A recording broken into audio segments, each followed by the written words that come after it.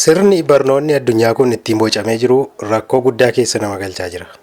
Fakkeenyaaf ani ijoollummaa kiyyaan fedhii barnoota baradhee xumuree qacaramee dhaabbata kamiin jalattuu mindeeffamee hojjechuudhaaf fedhii isaas hin qabu, abjuu akkasiis hin qabuun ture. Ani abjuun kiyya inni guddaan daldalaa ta'ee hojii ta'e tokko irratti bobba'ee invest gochuun barbaadan ture. Ijoollummaa kiyyaan fedhiin kiyya mul'anina keessa tures inni guddaan kanaadha jechuudha. Sababni isaas ideoloojiin nuti keessatti guddanne namni tokko barnoota baratee ni eebbifamaa, erga eebbifamee booda immoo qacaramee yookaan mindaa argachaa waajjira tokko keessa yookaan biiroo tokko keessa taa'ee kwaalitii isaa, seeftii isaa eeggate mindaa ji'aan nyaachuu qaba. Ilaalchini akkasii wanta jiruufi inni guddaan gara barnootaatti na deebise illee ilaalcha naannoon sun naaf qabu sanatu na sodaachisee fedhii ani qabu yookaan mul'ata ani qabu sana keessaa na baase. Kanaafuu ilaalchi akkasii guutummaan guutuutti hiyyummaa keessatti nama hambisaa jechuudha.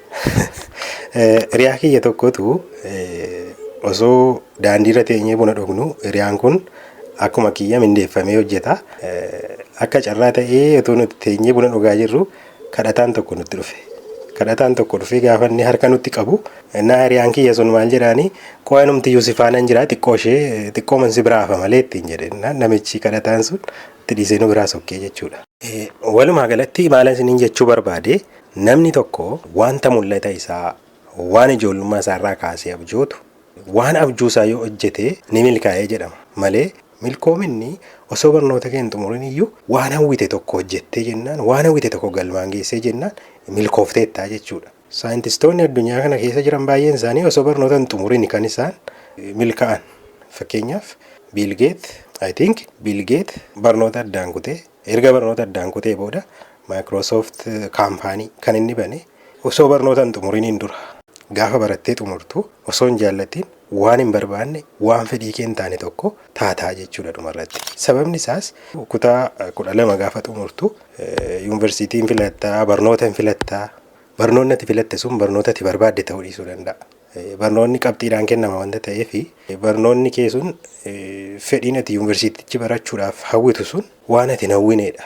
Kanaafuu sirna barnoota addunyaa kana keessatti fireemii barnoota addunyaa kana keessatti qabamnee teenya taanaan hawwiin keenya utuu galmaan gahin hafaa jechuudha. Barnoota dhala namaatu uume. Dhala namaa garuu Waaqayyotu uume. Kanaafuu barnoota malee jiraachuun hin danda'amu hin danda'amu. Yeroo baay'ee hedduun keenya of gowwoomsina. Warrumti sirna barnootaa kana bocee gad diriirse iyyuu jalqabuma isaatii kaasee akka nuti achi keessatti qabamnee guddannu barbaada. Malee akka nuti gara barbaanetti gorree hawwii keenya yookaan abjuu keenya galmaan geenyuuf waan isinii fayyamu natti hin fakkaatu. Waan nu fayyame natti hin fakkaatu. Fakkeenyaaf yeroo mana barumsaa barannu barsiisaan keenya maal nuun jedha? Ati gaafa barattee fixxe maal ta'uu barbaaddaa nuun jedha. Baay'een keenya ani akkuma keen barsiisaa cimaa ta'uun barbaada. Kaan immoo injiineriingiin ta'uu barbaada. Kaan ogeessa fayyaan ta'uu barbaada. Jennee deebisnaafi jechuudha. Garuu hawwiin ijoollummaa keetiin hawwiin ati qabdu maalidhaa jedhee nu gaafatu jechuudha barsiisaan. Barsiisaa akkas jedhee nu gaafatu ani nagarree jechuudha. Yoo barattee xumurte maal ta'uu barbaadda? Gaaffii jedhutu deddeebi'ee dhufaa jechuudha. Barnoota utuu hin xumurinis wanti ta'uu barbaadan hedduutu jira jechuudha. Wanti hojjechuu barbaadan hedduutu jira wanti ta'eef.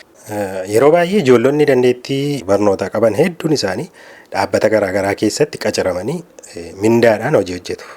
Fakkeenyaaf namni tokko yookaan dhaabbanni tokko qarshii 50,000 nama tokko qacaree hojjechiisa. Dhaabbanni kun 50,000 maaliif qacaree hojjechiisa? Ofii isaatii bu'aan inni irraa argatu yookaan bu'aan inni nama kanarraa argatu dachaa qarshii 50,000 yookaan dachaa mindaa sanaa yookaan dachaa 2-3 ta'uu waan danda'uuf jechuudha. Dhaabbanni kamiyyuu bu'aa malee kisaaraadhaaf hin hojjetu wanta ta'eef jechuudha. Kanaafuu maaliif ani qoodan qacaramee dhaabbata kana jalatti qacaramee hojjedhu ani immoo wanta dhaabbanni kun hojjechuu danda'u maaliif ani hojjedhu jennee yaaduun nurra jiraataa jechuudha. Yeroon kana haasa'u barnoonni hin barbaachisu maaliif barattu hin baratinaa jechuu koo miti. Inni guddaan ani dubbachuu barbaade barnoota malees jiraachuu ni danda'ama.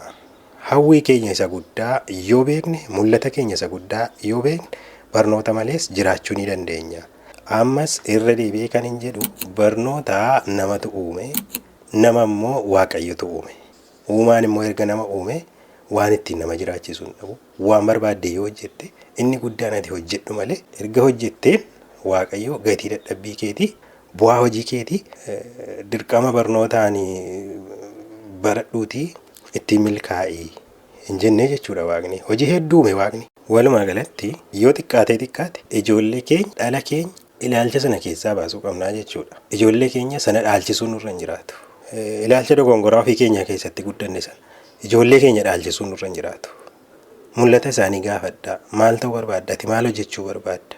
Yoo daldala barbaade yoo dandeessan humna dandeessaniin daldala banaafi. Yoo dandeessan ta'e immoo fedhii isaa galmaan gaafii.